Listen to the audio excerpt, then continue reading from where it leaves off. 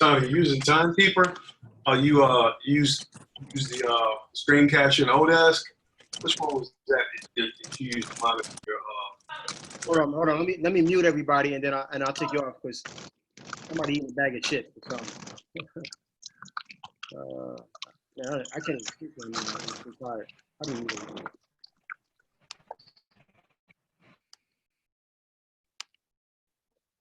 All right, Youssef.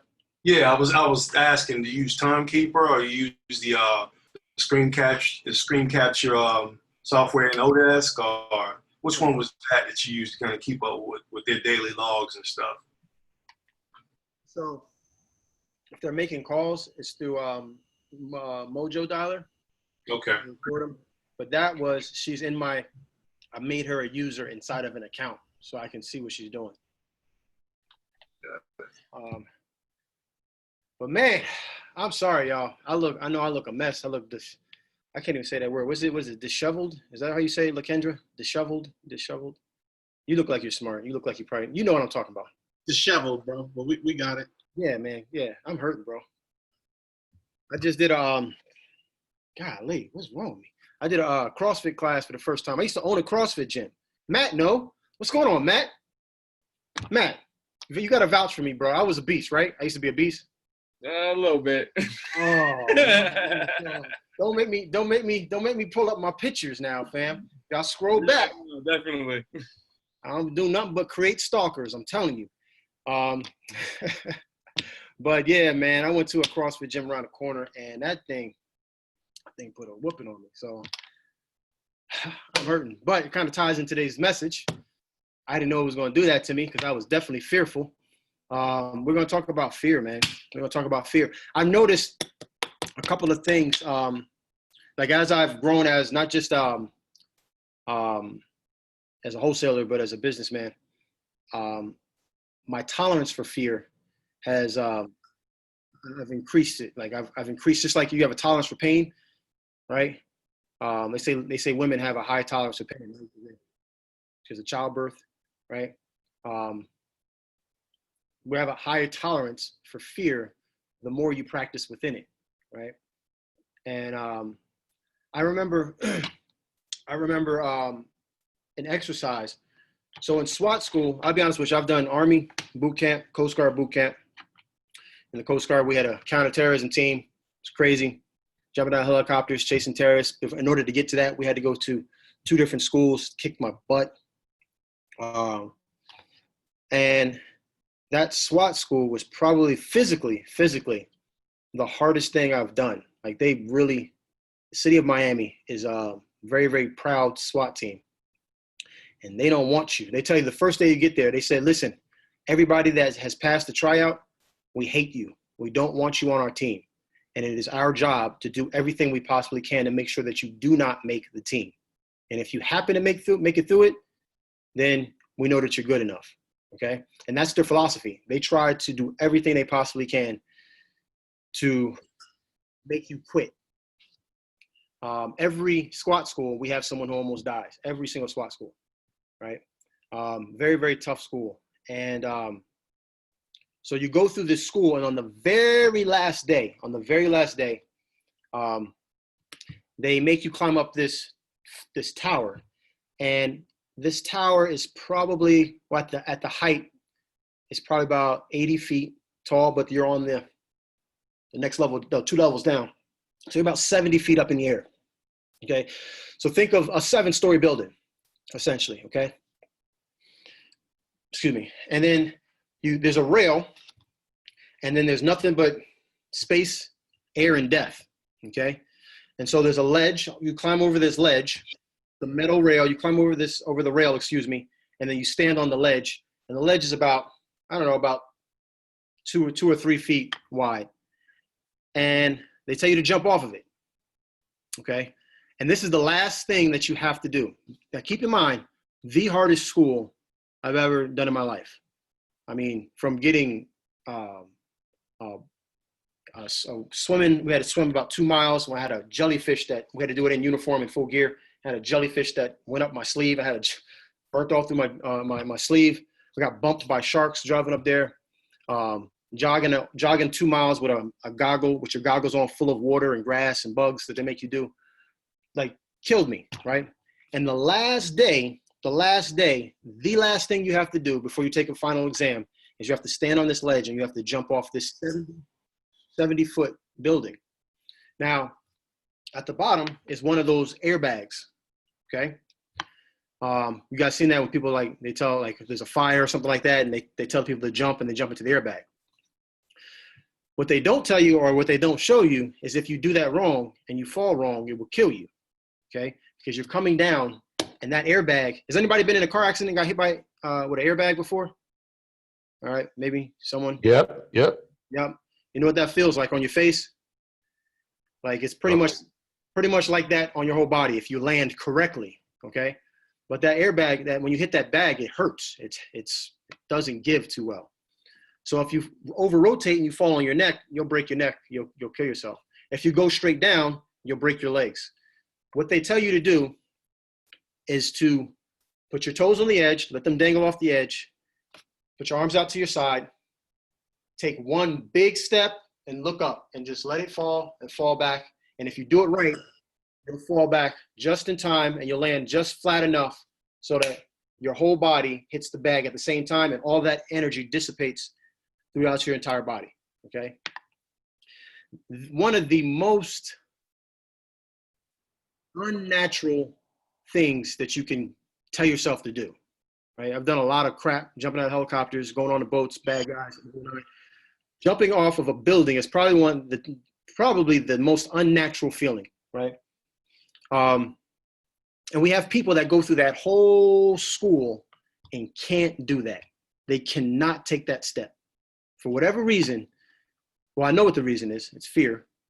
But they can't take that step. And that whole school is a wash. If you don't do every single thing that everybody else does, if you don't get a passing score on every single thing like everybody else does, you're out. One failure, you're out, okay? Some people can't take the step. Some people can't take that one step because of fear. Now, everybody has heard false evidence appearing real, right? Everybody heard that acronym, false evidence appearing real, false evidence appearing real. Everybody talks about false evidence appearing real. But let me ask you, is the chance of death of jumping off a building false evidence? Evidence is something that's presented to you, correct? It helps prove something. It helps say that this is something that could happen. It's a chain of evidence in courts, right? We bring evidence, and not one piece always makes you guilty, but once you start to bring all the pieces in place, guilty, right? Is there a chance of death there? Absolutely. If I put a gun to your head, is that false evidence? No. You got fear. You're fearful. Is that false evidence? No. There's some real stuff going on right there. So the thing is that we buy into this false evidence appearing real to make us feel better about it, to try to coax us off the edge, try to coax us to do what we don't want to do. That's the wrong way of attacking it. It's the complete opposite of what you need to do. You see, when we have fear, we don't realize a lot of times fear is a very, very, very good thing. Fear keeps you sharp. Fear makes you try harder.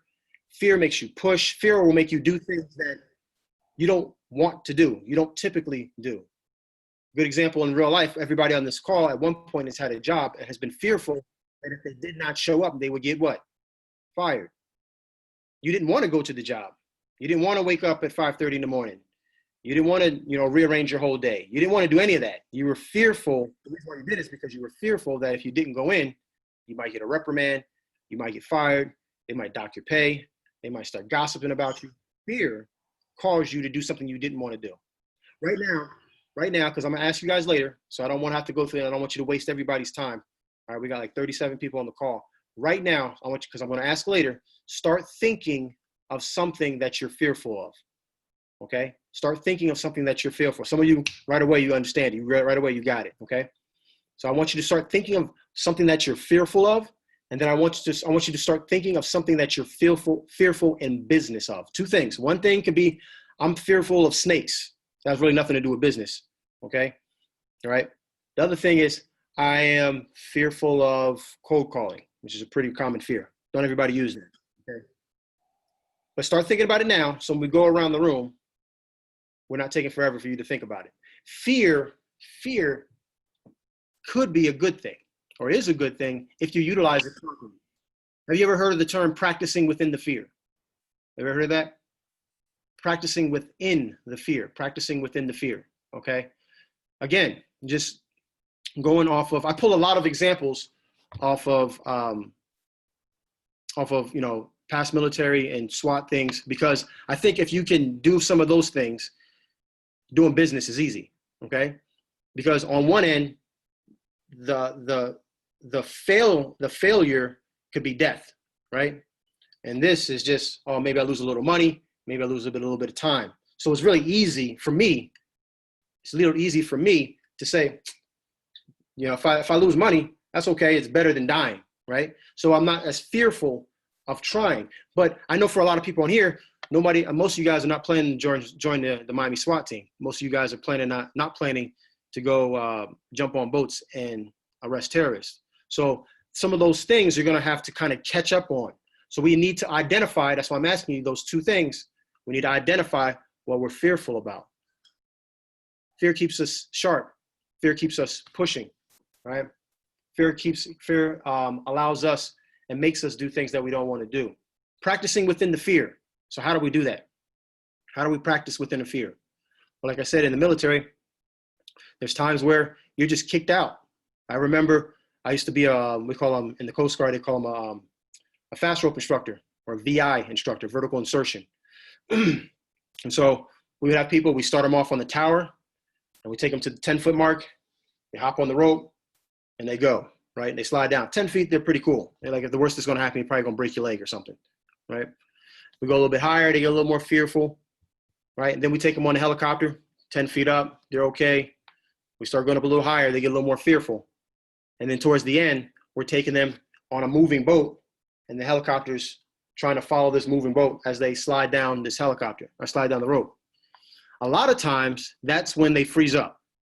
Because there's so many things, there's so many senses, there's so many things that are going on that they tend to freeze up, excuse me, okay? What we do is we let them know that as soon as they hit that rope, because it's a timing thing. It's a timing thing. Because in real life, you're taking over a boat, and someone with an AK can be sitting there just waiting for you to come down that rope. Boom, take a shot, take a shot, take a shot. So everybody needs to get off that thing as quickly as possible.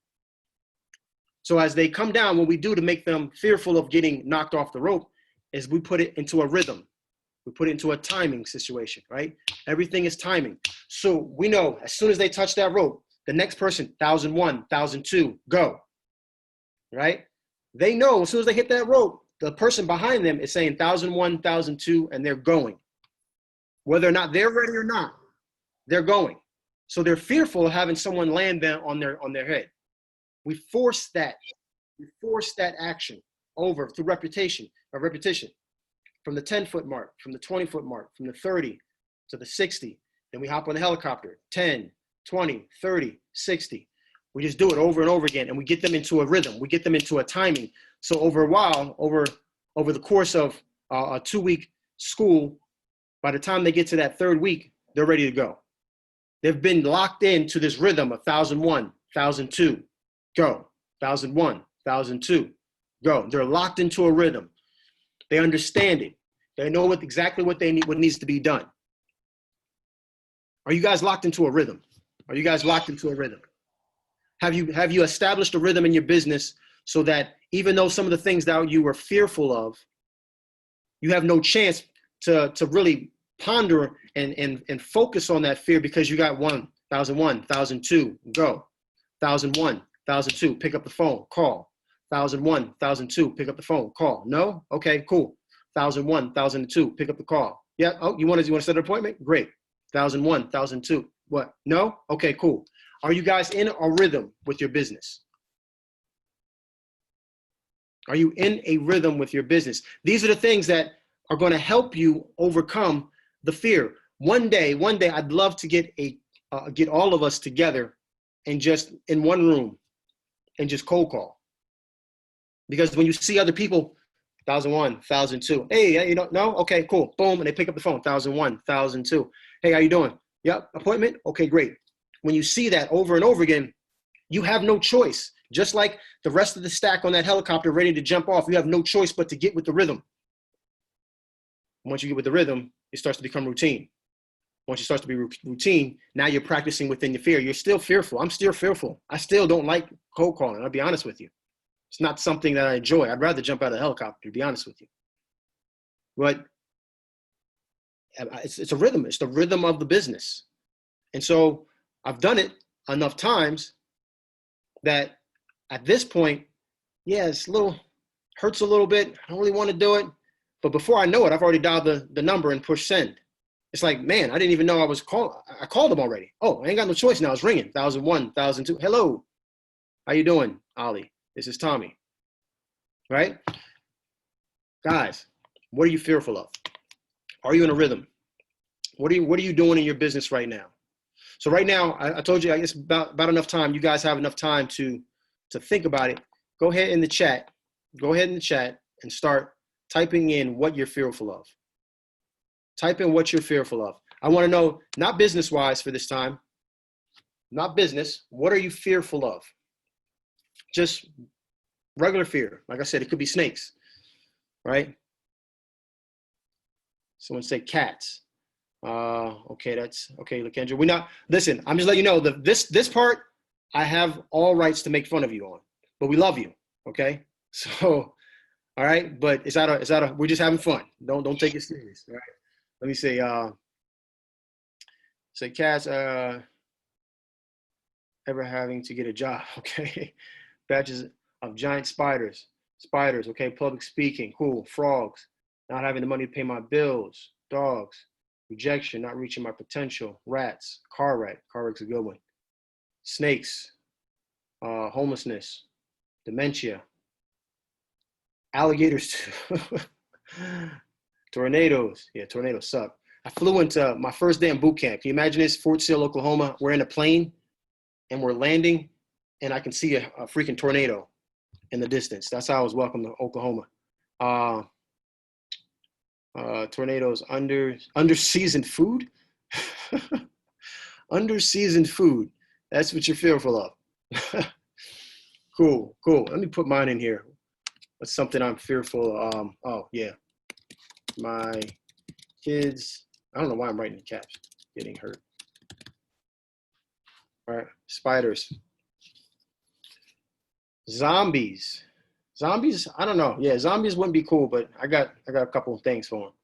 So, buffets are the main culprit. Success, oh, that's a good one. High blood pressure, that's a really good one. Losing my daughter in a taken situation. I hear that, Ali. Holla at your boy if you need me.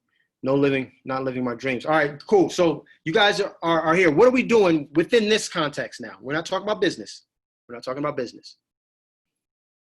What can you do to get yourself in a rhythm? What can you do to get yourself in a rhythm to overcome some of those things? Right? So I put, having something hurt my kids, right? I forgot exactly what I worded it, but basically my kids getting hurt is what I put, right? So if anybody is here, our parents, my oldest is 18 years old. I don't even know how that happened. And I got a 13-year-old and a 5-year-old boy, okay? And so it's a nice little gap there. Again, I don't know how that happened. As they get older, obviously there's less and less things you can do to protect them, right? You just hope that whatever you taught them as a child kind of carries them along.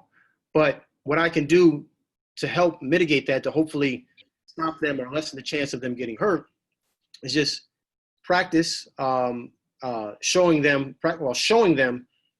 what to do in situations. Always wearing my seatbelt for one, right? I can also talk to them about how to walk, how to be careful, how to observe people, right? All these little things that you can do I can help my kids increase their chances of not getting hurt. I can't obviously protect them from everything, right? Someone said heights. I'm looking at right there. Someone said, Agatha said heights. Well, Agatha, what can you do to slowly but surely practice within that fear, right? Could you go to a building and stand in where the glass is at and just walk up to the glass and look down? I don't know if you're that scared of heights, right? But what can we need to start attacking these fears, the ones that are really manageable, because I think a lot of times, and we don't do this with anything else. It's weird, right? So I just came from the gym, and like I said, first time going back to a CrossFit gym, kicked my butt. And I know what I remember. I remember what I used to be able to do, and that definitely is not the same now. And so I went and tried to do some power cleans, and I was like, hold up, what happened? The weight has changed. Someone has added more weight because I used to be able to do this, right? But in weightlifting or in working out, no one ever starts off like the first time working out with all the weight in the gym on the bench. But for some reason, anything that we attack in our lives, anything we attack with business, we want to go right for the hardest part and just go for it. And if that's you, cool. If you can do that, if that's how you handle it and you have a track record of handling that, cool. But most of us don't do that. Most of us take a little bit, try, okay, I succeeded. Take a little bit more, try. That was a little bit tough. Let me stay at this level for a little bit. Okay, it's getting better. All right, let's push some more weight onto it. Let's try a little bit harder. I want you guys to take this the same way. I want you to do the exact same thing that you're doing, you would do at the gym. I want you to start doing this and applying to these things that you listed right here. All right, now let's get to the good stuff. Let's get to the good stuff. All right, within business. Man, y'all having a whole conversation about frogs in here. Carla, are you really that scared of frogs? Is that bad? She said yes. All right, so I want business now. What are you afraid of specifically? Now, let me be clear. Specifically in wholesaling, what is the thing that you're afraid of? What is the thing that you're afraid of? Put it in the chat. Talking to sellers, not being able to pay back a debt. Okay. Never getting the first deal done. Rejection, appointment with sellers, cold calling, getting sued, wasting time, focusing money on a technique that doesn't work. Unfortunately, cold calling, debt. Not being able to solve the problem at hand, cold calling and failing. Cool. Not getting my first deal, being taken advantage by a more seasoned professional, giving the wrong info to the seller. Getting numbers wrong, simply not knowing what to do. All good things, okay? Okay. You guys can, if you haven't put them in there, not having the right ARV, running out of money before I have closed enough deals, not being able to heal my lupus. Okay. Not succeeding. All right. If you can keep putting them in there. If you haven't put it in there already, you can keep putting it in there. Marketing and failing, getting stuck with property I can't afford. Cool. Cool, cool, cool. False evidence appearing real. These are all real fears, right? You guys, these are what's stopping you, right? So is it false or is it real? It's real. Let's just call it what it is. Like, I'm not going to be cute with this, right? It's real because it's really stopping you from succeeding, getting stuck in a property I can't afford. It's really stopping you. It's not false. It's the real thing. What you have to understand is that you have to get used to the fear. You have to get used to practicing within the fear. It's not going anywhere. Cold calling, I promise you, is not going anywhere. You getting taken. I went down to Macon today. Me and my brother, we drove down there to go take a look at some properties, right? And I was telling him on the way back, because I was driving through Macon, and it was like, man, it was just like things were hitting me. I've done over 20 deals in Macon alone, and I was riding down the street. And I was like, oh, I remember that house. I sold that house. Oh, this one right here. You know, a 4170 house. They call it Houston in Macon. It's spelled like Houston. I don't know why they say Houston. It's the same way they have a Houston Street in New York as well. But 4170 Houston was my first deal. Robinette was her first name. Okay. I sold her house, and her mom lived right across. Her mother and her father lived right across the street. They were a pastor, and they had a house. That's the house I got for $1,200, right? But right next to it, 4180 was another property that I had in a contract. The seller had wired the buyer. Had wired the money and was sitting in escrow. We got all the way to closing day. All the way to closing day. My buyer is there. I am there. The lawyer is there. The seller never shows up. It's going to happen. So some of you guys are afraid of this. It's a real thing. It's a real thing that is going to happen. If you're in business long enough, it's going to happen. Anybody plan on making $1 million? Anybody plan on making $1 million? Yep. I'm going to tell you right now. Hold up. Before you answer, you're going to get sued. I'm just letting you know. I'm just letting you know.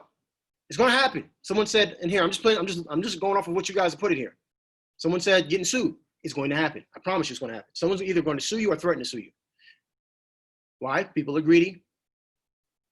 People make mistakes. Sometimes you will. You might rightfully get sued. If that's what's holding you back, is it real? Yes, it is. I don't need you to run away from it. I need you to practice in it. I need you to understand it. A lot of you have put stuff in here, negotiating, getting the numbers wrong, not finding the ARV. Those are real things. Those are real mistakes. And it's going to happen. Sometimes I still find the wrong numbers. Like, I didn't see that property there. Guys, you have to just be able to take that and practice within that fear, get into that rhythm, and just keep pushing, keep pushing forward, because that next person is hitting the rope and they're coming down on your head, whether or not you like it or not. That next bill, I promise you, that next bill is coming. It's coming right down. It'll hit you right in the head. That next time that next time your tire gets flat and you need some extra money to get your tire replaced, it's coming. I promise you it's coming. Life is coming. And yet we're being fearful of things, right, that are really there, but you ain't gonna die. What's my man say? But did you die? What's my man from The Hangover, right? Did you die? The Korean guy. You ain't gonna die from this. You're gonna get someone's gonna say no. Your feelings are gonna get hurt. But if you practice within the fear, if you have a rhythm, if you know the next person is coming down the road, you just fall into it. You just fall into it. I wish my brother was on here. He can co-sign on it. Where is he at? I don't see if he's on here. We were having this conversation on the way back, man. I'm very passionate about this stuff. And we were talking about someone who was a really good business person. And I was giving Josh an example, my brother, and I was telling him, because he's a little apprehensive, rightfully so, because he hasn't had he's had his own business, but he hasn't had like a lot of success. He was successful a little bit with his business before, but like this is not me, but hanging around some of the people that I'm around, you're seeing people that are making multiple six figures a month, right? So it has expanded my mind, right, on what's possible. And it has allowed me to tolerate failure better and with a little more ease, right? It doesn't hurt me so much. And so I'm trying to give him the shortcut to this thing. And so we're talking, and after a while, what I realize is that he's fearful of not having a paycheck. That's really what's holding him back, is that he's working a job, he's doing this on the side, and he knows that if he did this full time, he'd get better results, but he's fearful of not having that paycheck. So I gave him this example. Everybody on here probably knows Dave Shands. He's not here today, but he's on the call a lot. Dave is a friend of mine. I use his place when we do the meetups. And Dave, believe it or not, even though me and Dave talk every day, it's like my best friend or one of my best friends. We've only known each other for, I don't even think it's been a year. I don't think it's been a year yet. I think I met him in like end of September, early October. And so Dave did a thing where he did a real social proof, like a mini course in Charlotte. And so I said to myself, man, if this thing is less than $200, I'm gonna go. And it just so happens when he said swipe up, I swiped up. It was only $20. So I was like, this is a no-brainer. All right. And so what Dave doesn't know, and I'm kind of glad he ain't on the call, because then he'd be clowning me. Let me make sure he ain't on the call here. What Dave doesn't know is that I have been following him for like 2 years, maybe more than that, for a long time. And I DM'd him, right? But I like now knowing, I kind of took it a little bit personal, but now knowing kind of, I don't have the same amount of followers as he does, but I get a ton of DMs, and I know that it's very difficult to manage that. But at the time, I didn't know that. I was like, man, this man disrespectful. I didn't DM this dude like 2-3 times. He didn't hit me back. My feelings were hurt, right? I almost unfollowed him, you know what I'm saying? But it's like, I was like, yo, this dude he's dope. He's a good speaker. Seems like he knows what he's talking about. And so I was like, man, I'm gonna try to spark a conversation with this guy and build a relationship. But a part of me was really kind of like, man, I already tried to reach out to this dude. Like, it ain't gonna happen. He's probably too busy. He's probably too big time. That fear, right? So it was real. I had a real fear of rejection. Okay. But I went anyway. I paid my little $20. I went out to Charlotte. A lot of people showed up. A lot of people that you guys saw in Real Social Proof were there, and awesome speakers. And he started asking questions, but I really wasn't getting an opportunity to really speak with him. He then took the time to start selling some T-shirts. Okay, so he sold some T-shirts, and I was like, that's the best time. If you guys don't know, if you want to get some face-to-face time with somebody, you go to a seminar or whatever. If they're selling books, that's the best time to get some face time with them, is to buy something from them, because then they're there talking. I'm telling you, this works. I've used this with a lot of people, right? Buy something, buy a book. I think I bought a T-shirt, and then he gave me a book because he found out that I wrote a book, and I was like, man, I'll give you a book the next time I see you. And so we were talking, and I happened to mention that, hey, I'm doing real estate. I was like, he said, what are you doing for the rest of the night? I said, I'm heading back to Atlanta because I have a couple of real estate appointments. I'm a wholesaler. Now, mind you, I had already seen in his post that he did kind of like a quasi home sale deal. Basically, he just posted something on his social media, and he got a deal, right? So I knew he was kind of interested in it, but he was so interested in it that me and him there, like kind of held up the line. We talked about it for a good 5 minutes, and I said, he was like, yo, let's exchange numbers because I really want to learn this. Mind you, I was fearful of even going there because I thought he wasn't even going to pay me any attention, okay? We're talking. I said, matter of fact, I happen to have 3 appointments, which I really did. I had 3 appointments the very next day. I was like, why don't you just come with me? I'll introduce you as a partner, and you can see me negotiate live. And so he did that, and he went on appointments with me, right? And he was so impressed that he was like, man, I want you to come with me tonight. Anybody know Eric Thomas, E.T., the hip hop preacher? He was doing an event with him. I don't know if Dave's ever told you this, but he's a member, he's a coach with E.T.'s program. So he said, come with me and see E.T. and I'll introduce you to him. And ever since then, he has introduced me. I've been on the radio with him. Ricky Smiley's the same show that Ricky Smiley was on, right? But Willie Moore Jr., I've been on the radio show with him. I've spoke on major stages in front of hundreds of people. I've been introduced to other podcasts. I've been on other people's stages, BYOB, Build Your Own Brand. That conference is a huge conference. All these things happen. There is no way, and I want you to understand why I'm telling you this long story.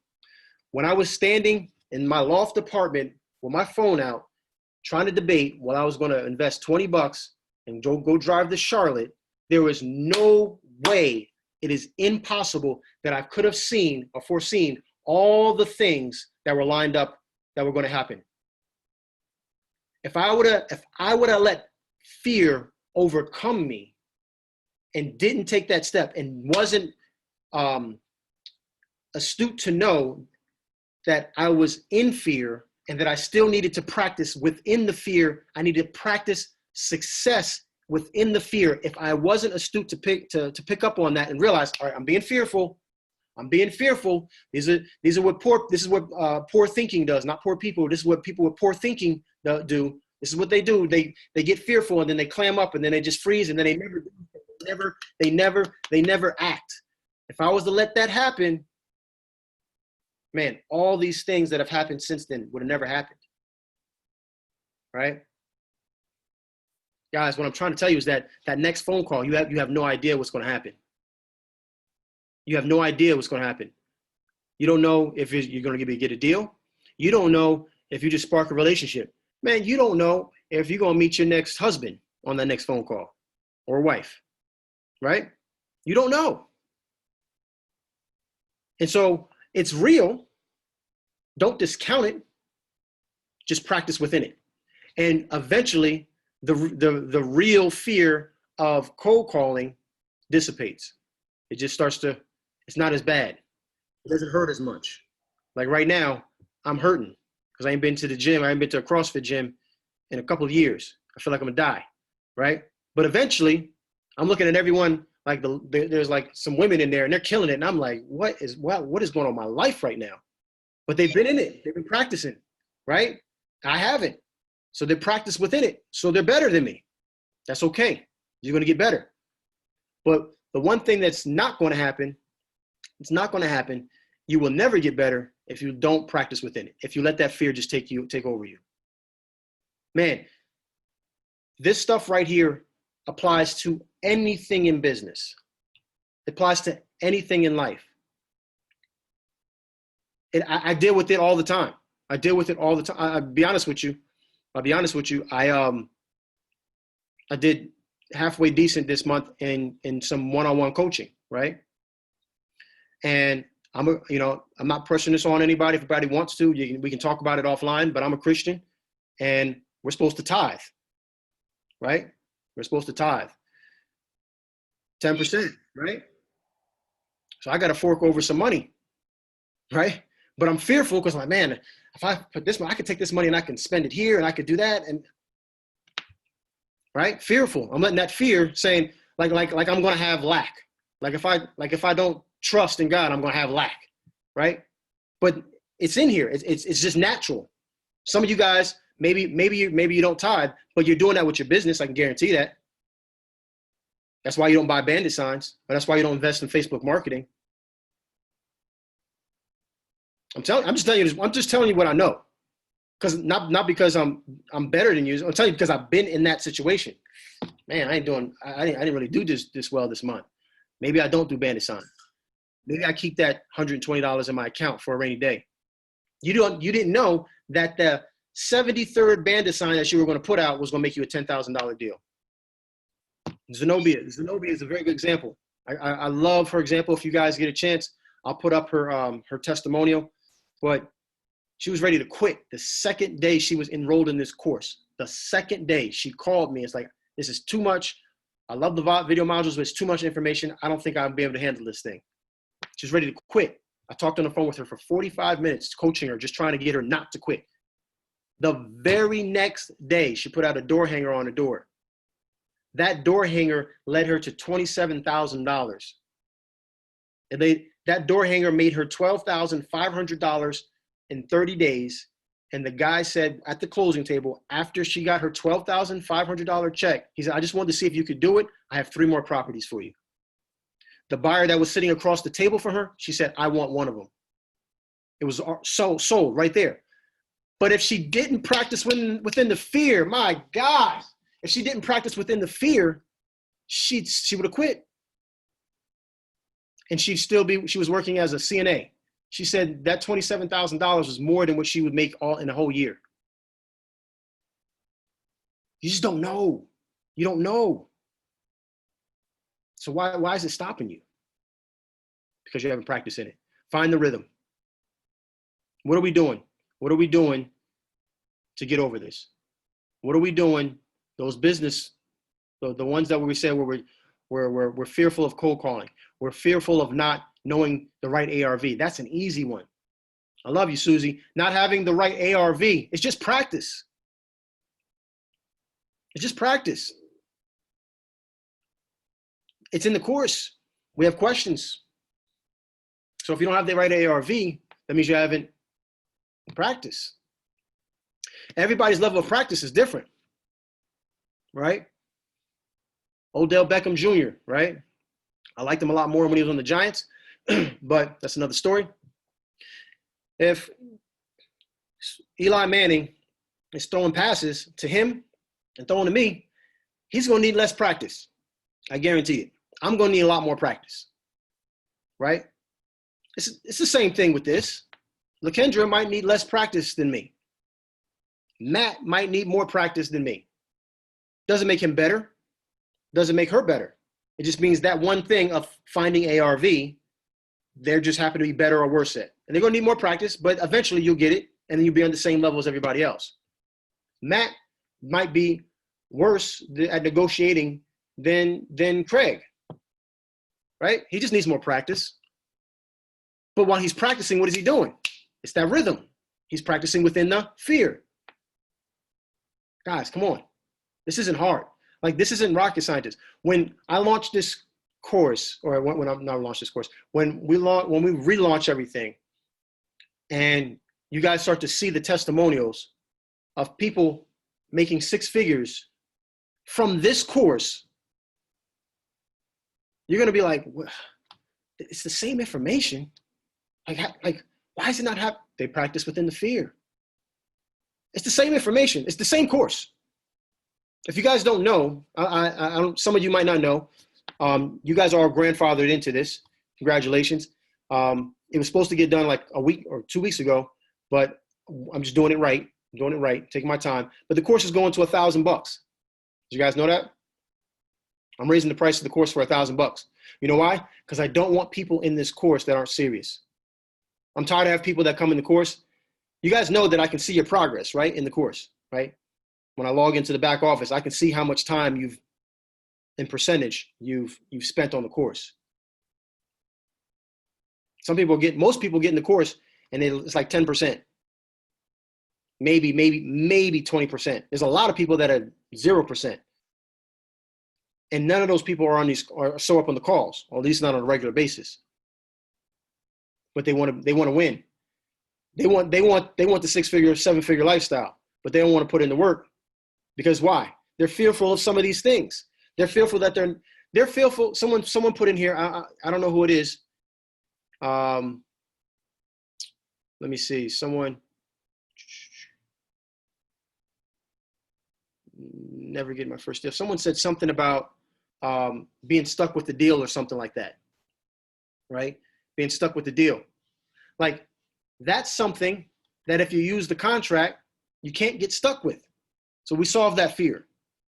If you use the contract that's in the course, because it says after the amount of time, whatever is on your contract, if it's 30, 45, 60 days, whatever you put on your contract, that this contract is null and void. All rights and responsibilities of the property go back to the owner.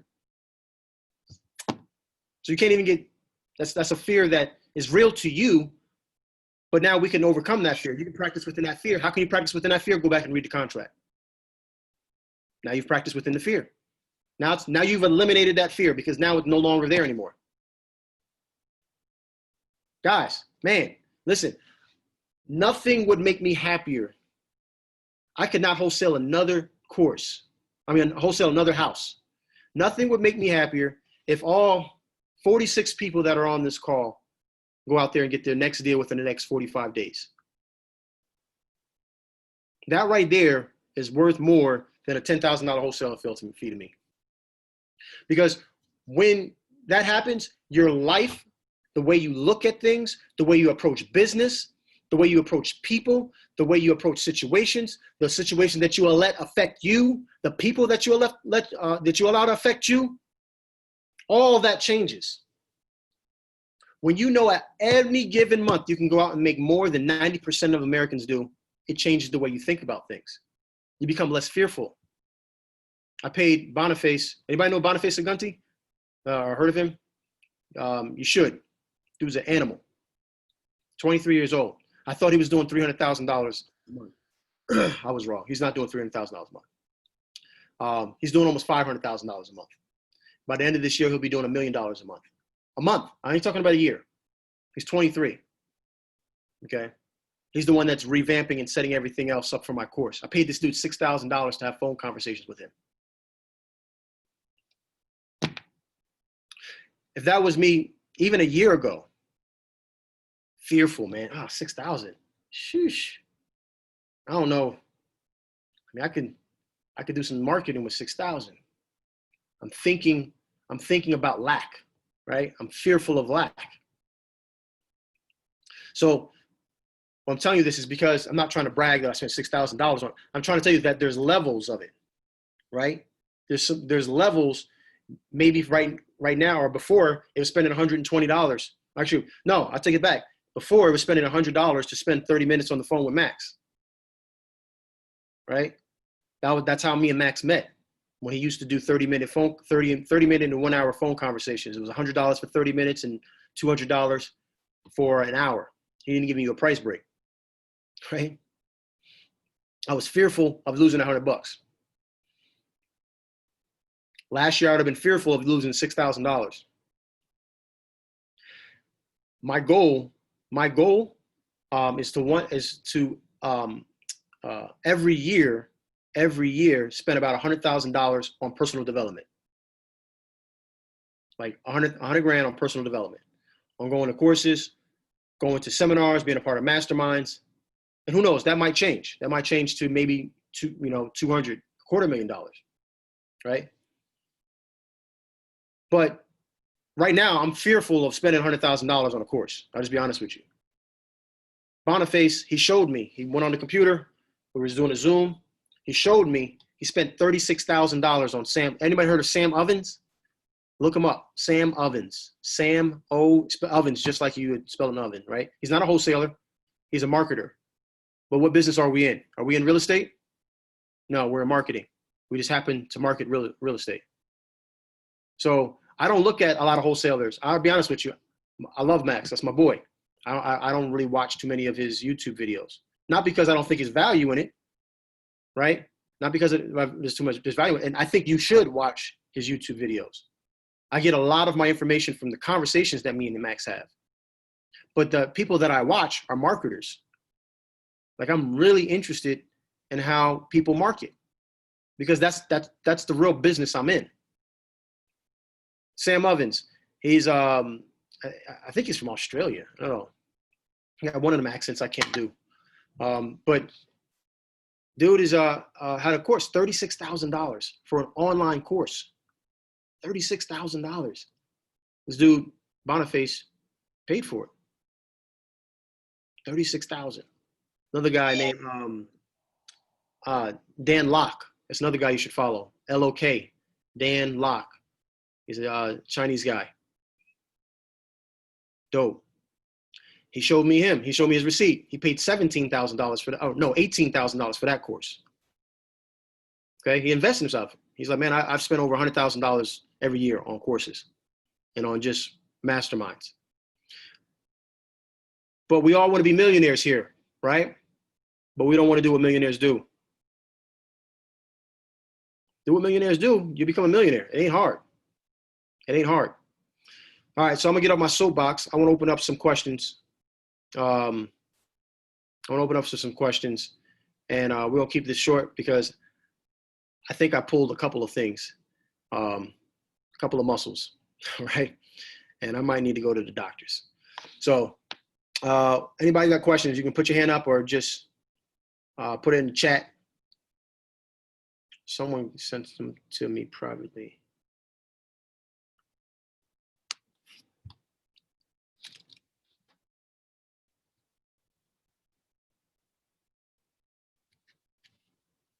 You sent that to me privately. I don't know if that was on purpose or not.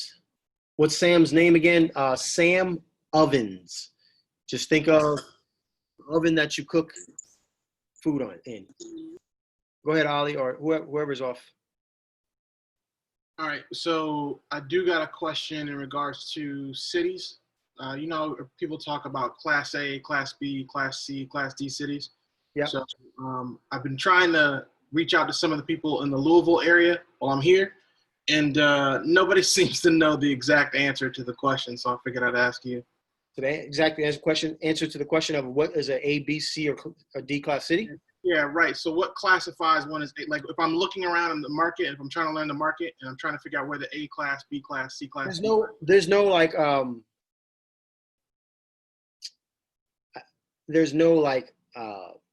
Wikipedia, Google list of A class, B class cities. So here's your A class cities. It's all the ones that you know of. New York, Los Angeles, Atlanta, Chicago, Miami, Dallas, Portland, Las Vegas. Like, what's the big cities that immediately come to your head? Like, when you think of a state, what's the main city in that state? That's your A-class city. Okay. In Atlanta, we only have one. I mean, in Georgia, we only have one, which is Atlanta. Yeah, right. Right? In California, they have a couple. They have San Diego, they have Los Angeles, they have San Francisco. Right. Okay. So it's the biggest cities that everybody wants to be in, the ones that are the most expensive to live in. Those are your A-class cities. Okay. Okay. Now, your B-class cities are going to be dependent upon how big your A-class cities are. What I mean by that is, so trying to think. So Atlanta, obviously A-class city. Then maybe, even though, Stockbridge.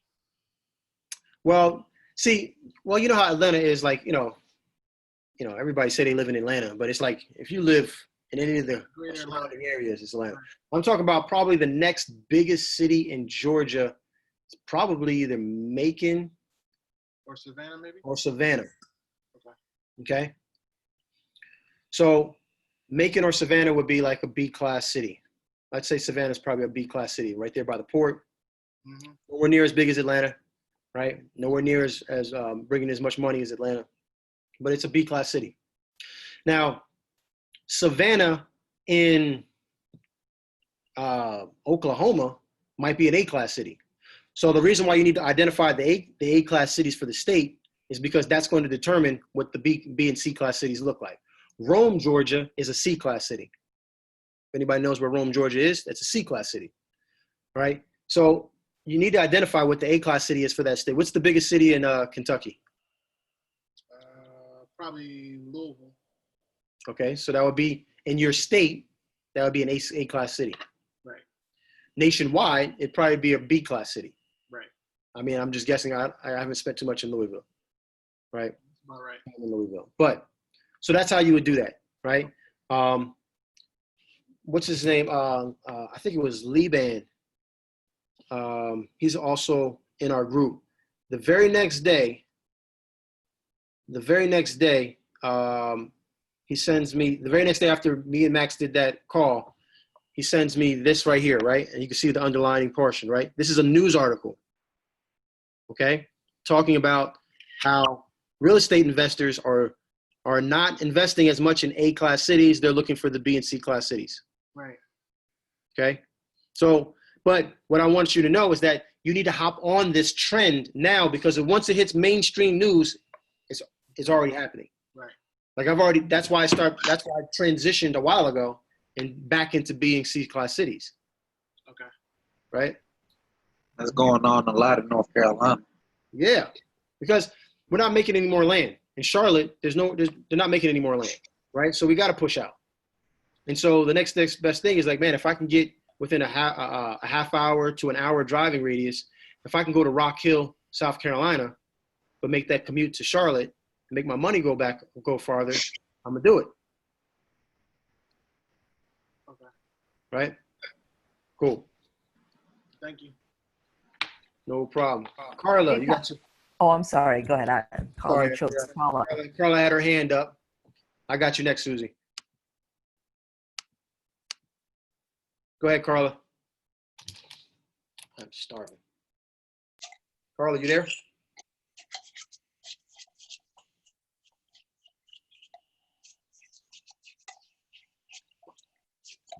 Carla, you're off mute. You can talk. I don't know. Well, now you're back on mute. You keep putting yourself off. Now you're off mute.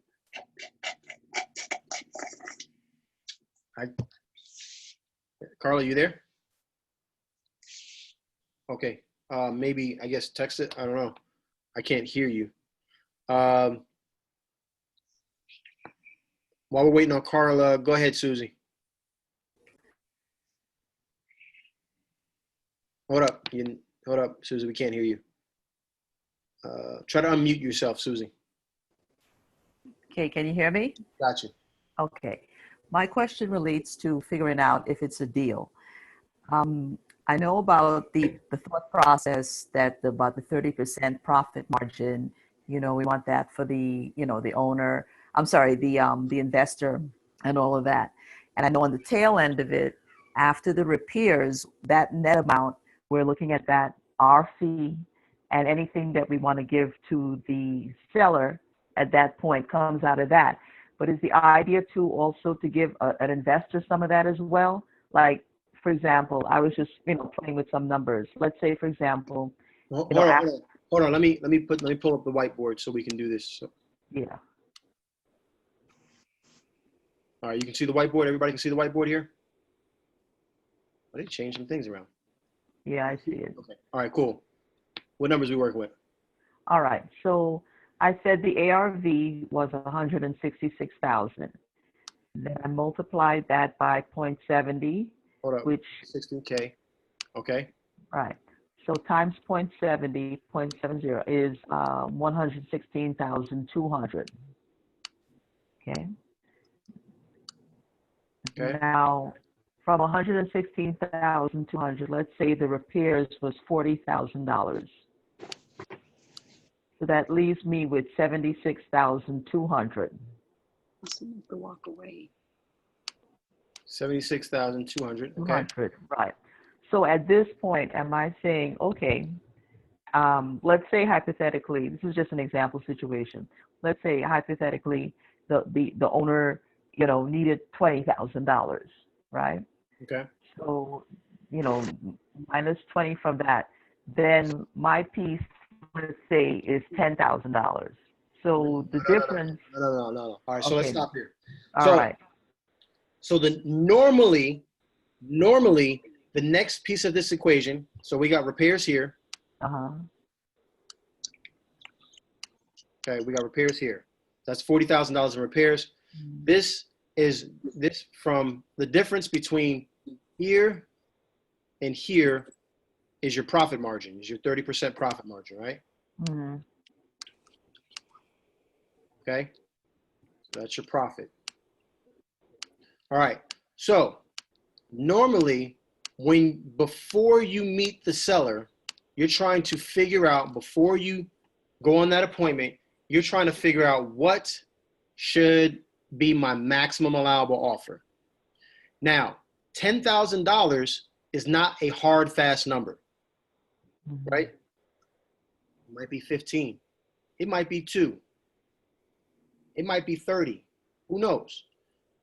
So at this point, what you're thinking about is saying, okay, I would like to make $10,000. Okay? This is before you meet him or her. Okay? So from here, you're going to subtract 10,000, right? Which obviously is easy math. I'm going to make it correct. There we go. 6620 or 200. So this would be what? What would be, Susie? Okay. So that's the net amount. Don't overthink this. If remember, you haven't spoken to the seller. Repair value. Maximum allowable offer. Maximum allowable offer. Your after repair value is here. That's the top number. After repair value is after they buy it and make it look like HGTV. That's what it's worth. But we have to remove 30% because if they spend $160,000 and then sell it for $160,000, they're actually losing money because they got to pay closing costs and all that stuff. So we have to create this profit margin for them. Okay. We have to create this profit margin for them. And that's where this $116,000 is. If they could buy it from you, repair it at $40,000, that'll put them at $116,200. If they buy it from you, if the end buyer, the person who's going to fix and flipping, buys it from you at this number, the 76,200, this is not the seller. If the person who's going to do the fix and flipping and then go ahead and sell it on the back end buys it from you for 76,200, adds 40 onto it, they'll be at 116,200, creating this 30% profit margin. This number right here is talking about the maximum allowable offer to the current owner of the property. The one that called your bandit sign and said, hey, I want to sell my house. Come take a look at it. And before you come look at it, you start doing these numbers and say, okay, if I want to make $10,000, I need to get them to sign a contract for that they were willing to sell their property for $66,200. Okay, you follow me, Susie? Okay. So when you say that, that's the top. So hold on, because this is what you do ahead of time. Well, I'm gonna answer your question, okay? But the question that you just posed to me was different. You said if the seller comes to me and says, hey, I just need $20,000. That's what you said, right? So at that point, if the seller on the phone or in person tells me that all they need is $20,000, I was prepared to give them $66,200 because I was just thinking I was going to make 10. But they're telling me now, this seller's saying, man, Tommy, I don't need $66,200. You give me $20,000 and this house is yours. So what do you think I'm wholesaling this house for? 20,000. No, you're getting under contract for 20,000. Mm-hmm. Listen, let's be clear, okay? So the contract for 20, but we're gonna sell it for 76. We're gonna sell it for 76. Right. I might give them a little break. I might sell it to them for 75. Right? No, I might sell them for 70. Right? Give them a little break, because the difference between 20 and 70 is $50,000. Okay, so that's the difference between what you asked me and then the way it normally does. Now, like I said, if this happens, let's say this scenario is a real thing. If this happens, you just hit a gold mine. It doesn't normally happen like that.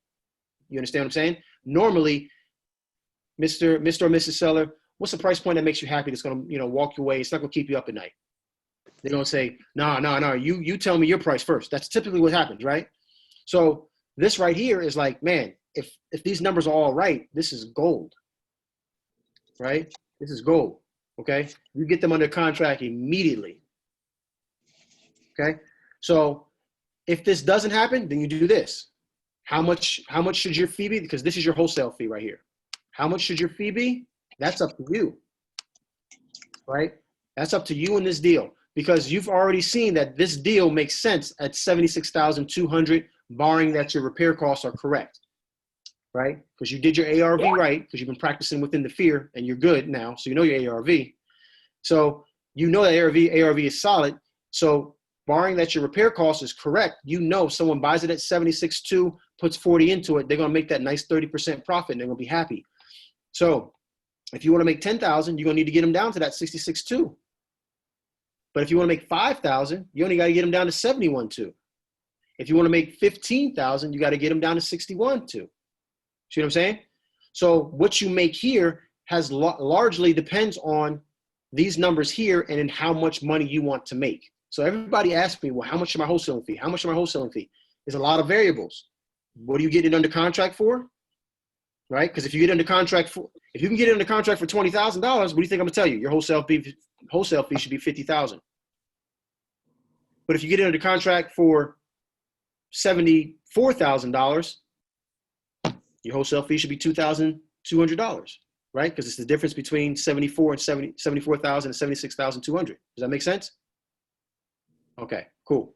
So that with that maximum allowable offer, I mean, that's the top right there. So let's say they're not sure and all this type of thing, and you want to throw a number at them or something, or let's say I said, okay, well, I could give you 50,000, just roughly. I mean, no, that's way too low, right? That's what they're going to say, right? Are you there, Susie? Did I lose you? Susie, did I lose you? Are you frozen? Ollie, can you hear me? Because I can see you. Am I frozen? No, I can hear you. Hey, Tommy, I can hear you. Okay. Susie, I think we lost you. Is it frozen? Hold up, hold up. Now it's good. I think it just closed there for a second. Yeah. So that's the most that the MA, that's the maximum offer that I could offer the seller. But so anything under that. If you can get it under that, if you can get it under contract under that, then you just increase your profit margin, right? That's what I wanted clarity on. You're not going to start off at 66.2. Right. And guys, understand this. I don't want you starting off at 50,000 or 40,000. or 35,000. I don't want you starting off at 55,000. I want you starting off at 53,700. It sounds like you put some thought to it. It sounds like there's some real numbers going there. Not that you just pulled a number out of your, you know what, right? Okay, So got it. we're gonna do. I gave a guy an offer today for a duplex in Macon for $14,421. That's what my offer was. He laughed at me. He said, "I want 40." Then he started to talk about me to his wife as he hung up on the phone on me, right? So that's what you're gonna do. 66.2. That's a good number, right? Right. That's like, you know, I would start lower than that because everybody wants to negotiate higher. Okay. All right. Cool. I'm gonna stop sharing here, and let me see if Carla is back. Can you hear me, Tommy? Yeah. Woo. We out here now, Carla. Okay. A couple of questions.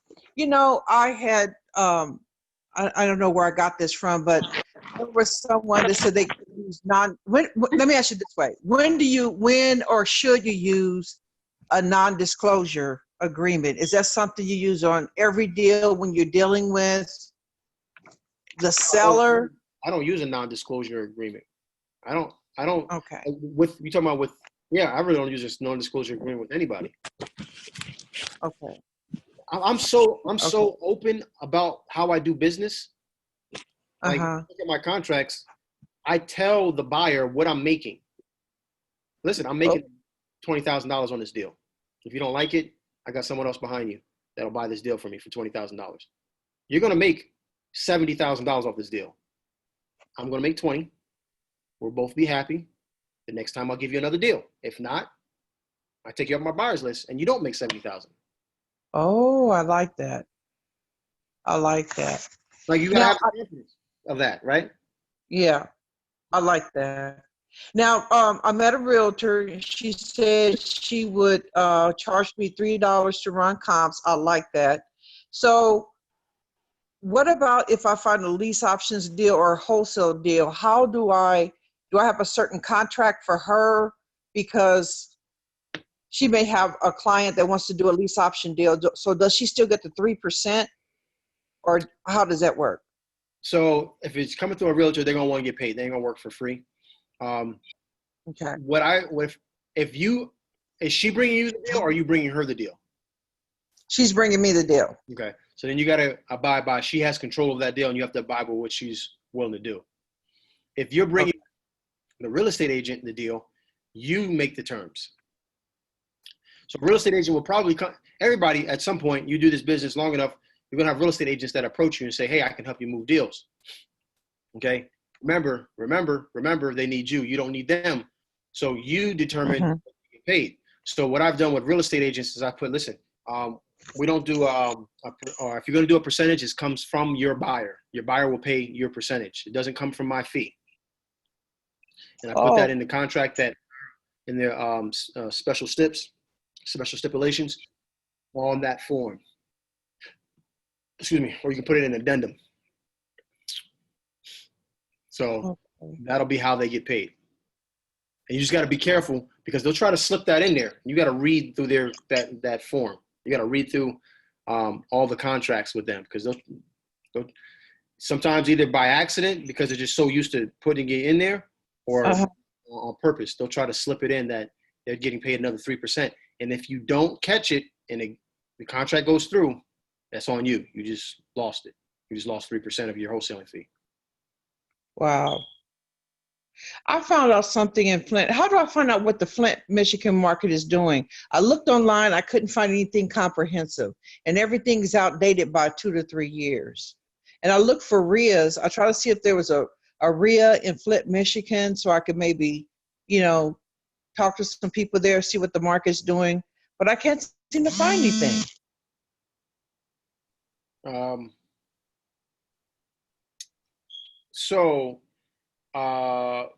Finding out with their flipping or rentals. What are you trying to look for?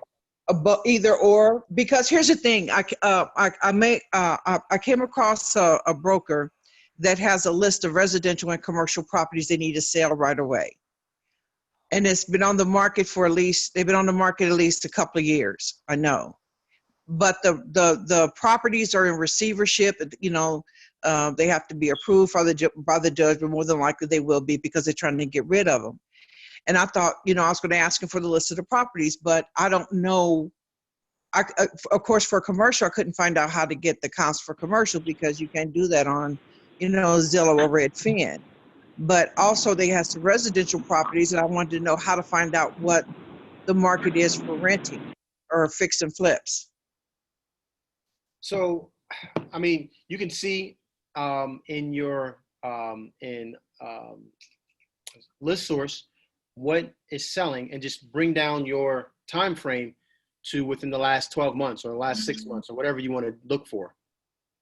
And you can see, okay, how many properties have sold. So this is what I want you to do. So you should have a list source account. This is free. You can do this for absolutely for free. Okay. Okay. So you go on list source and you'll put in, you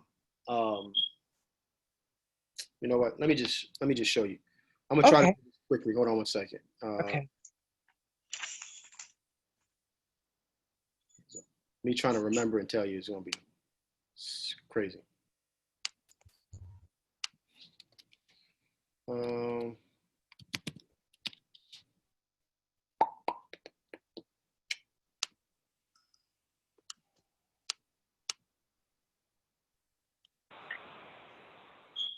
right, you guys can you see my screen? I'm not sharing it. No. Yeah, my bad. Told you that workout, man. I'm dehydrated right now, fam. All right, so we're gonna go here. Create your own.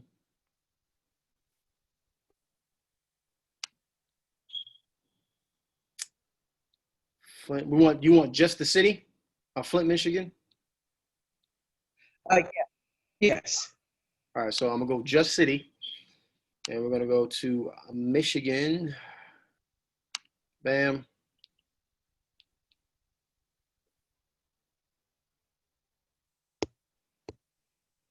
Flint.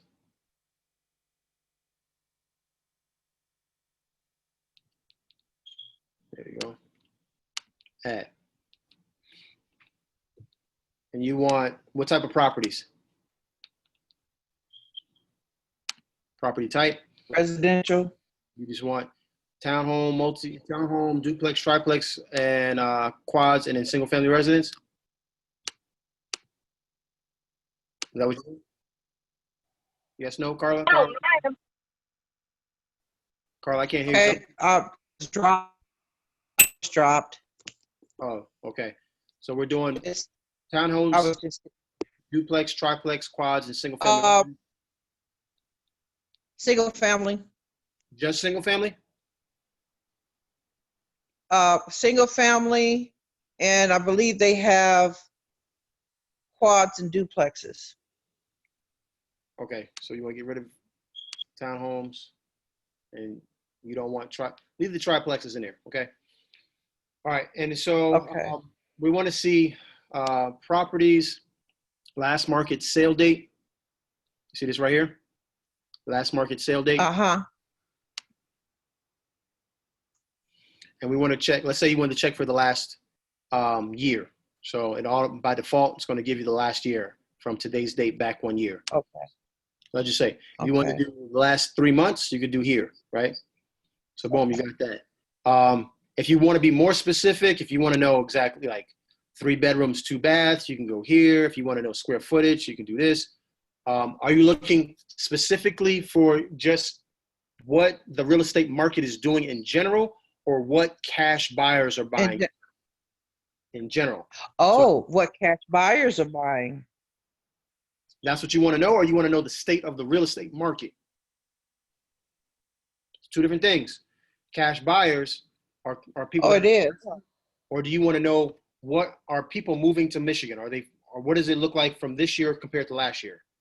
Yes, the state of the market. The state of the market. Okay, so then this is all you need. All right. So we're gonna go here. We'll go to options. We're gonna do no preference, trustee-owned. We're gonna exclude corporate-owned properties.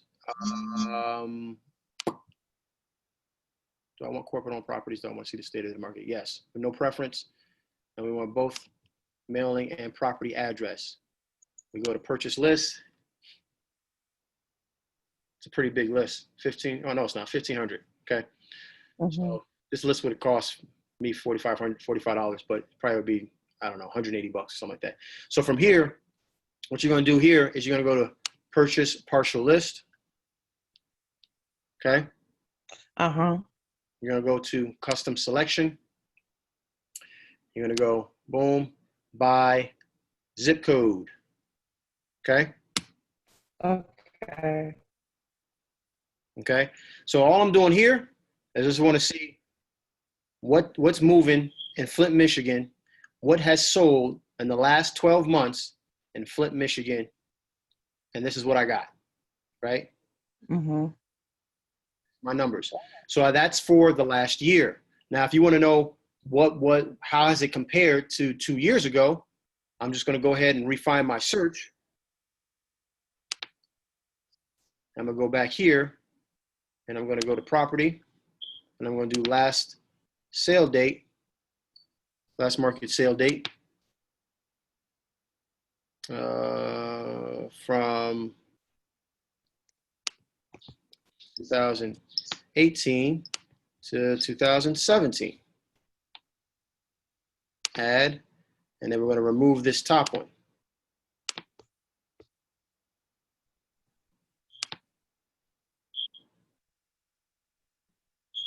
So we got more, 1669. So there was more action in those same zip codes. But if you want to know which zip codes we're moving, if you want to get a little more detailed, do the exact same thing, custom selection, boom, by zip code. And here you go.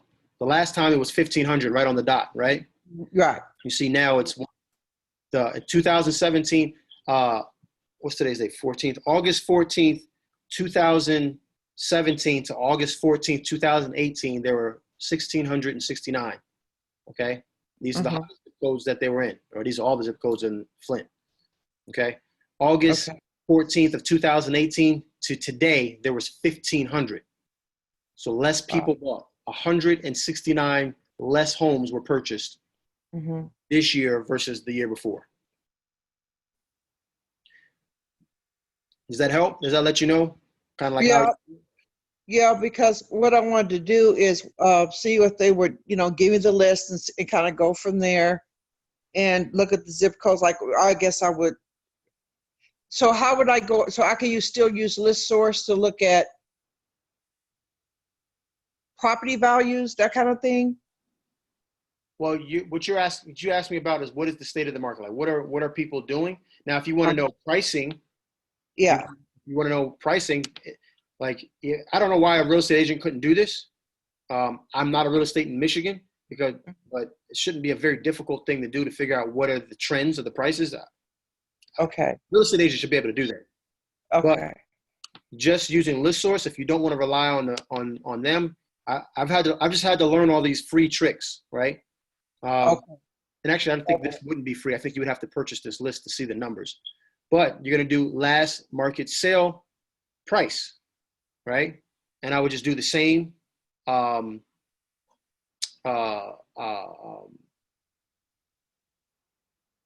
would do the same time frame, 2017 for 2018, right? And then see what the difference is, right? You're gonna have to purchase that list and look at what has sold, what they are selling, and then you're gonna have to do a lot of work. But a real estate agent should be able to do that. Okay. Now, Tommy, I had to overcome my fear of asking these questions. Okay. So thank you. You're welcome. See, and you did it. You did it. All right, let me get to a couple other people. We have some people that were have their hands up. I don't know the order of the hands. Matt, you're up. You lower your hand, Matt. Hey, what's up, Tommy? Just got a quick question for you. I spoke with the seller today, and he said that the property he was looking to get rid of is a complete teardown, and they need to essentially rebuild over it.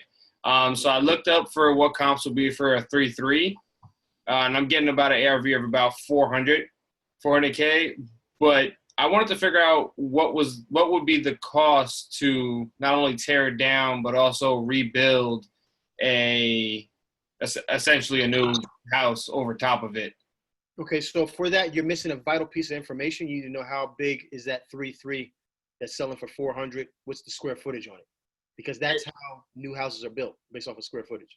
Okay, so the square footage is everywhere, is ranging from that 400 range, ranging from 1,700 to 2,200 square feet in that range. So they're actually selling at 1,700. The square footage. Okay. 1,700, yeah. 3.3s, or what'd you say? 3.3s or 3.2s? What'd you say? 3.3s.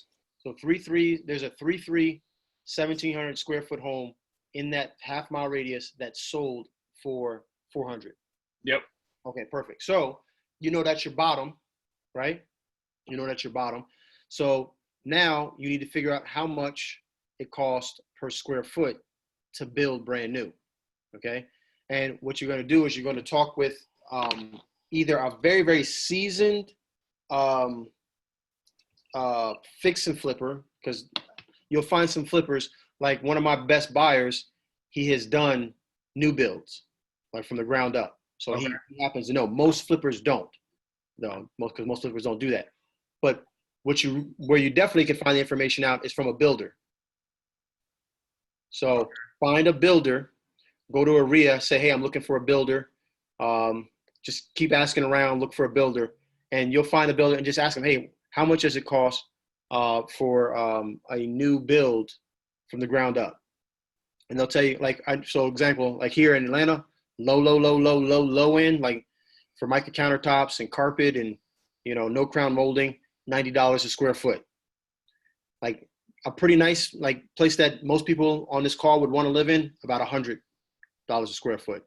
Okay. Really, really nice, about $120, $130 a square foot, right? So I know those prices for this market. Macon, $75 a square foot for the nice, right? You just got to know your prices.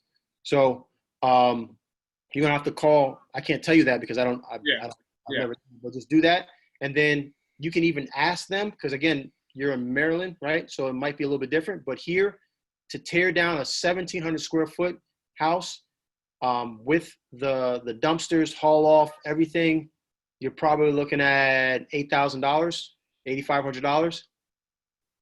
Okay. But I have to find out what it is in this area. Yeah, and that builder will know that. Yeah. Because that's the easiest way of doing it. You find the builder, you find all that information. So then once you find out, let's just say for sake of math, it's $100 a square foot. Yeah. Now you know it's going to cost you at least $178,000. Let's just say all those numbers are the same, because it's going to cost you $100 times 1,700, right?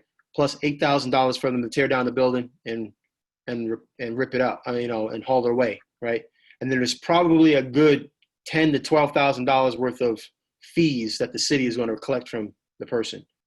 So you're probably, at the end of the day, you're going to be looking at close to $200,000 at those numbers. Now, it might be $130 a square foot in Maryland. I don't know, but you have to figure that out from them. Okay. Once you find that information, it's a simple math problem. Yeah, essentially, yeah. Thanks. Yeah, man. All right. Okay. Whew, man. Guys, I don't know how much longer I can last, man. I need to get something to eat.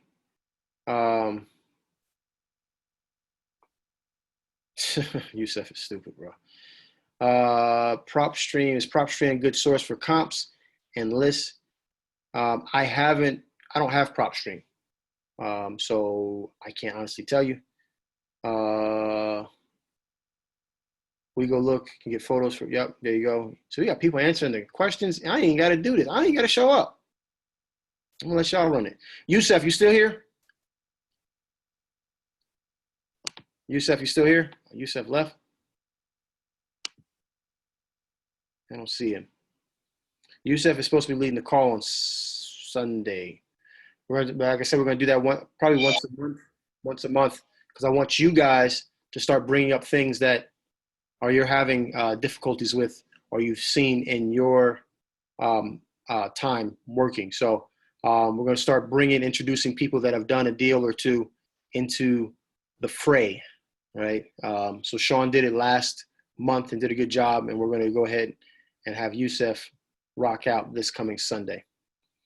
All right, man. My stomach is about to eat itself. I'm pretty sure I pulled something, so I need to go fix myself. And I hope you guys had learned something. Man, remember, just practice within that fear, man. It becomes easier. It becomes better. I promise you it does. And then you'll be fearful of something else. And then you'll realize, I can spend $6,000 for a phone conversation. And you'll be fearful of something else. You're like, man, $100,000 for coaching hurts a little bit, but I can do it. And it just grows, right? It just grows, okay? But you got to practice within the fear. All right, family, I love you guys. Thank you so much. Thank you so much for hopping on this call. Take the stuff to practice. Let's work. I appreciate you. Thank you. No problem. Thank you, Tommy. You are welcome. Yeah, thanks so much. Welcome.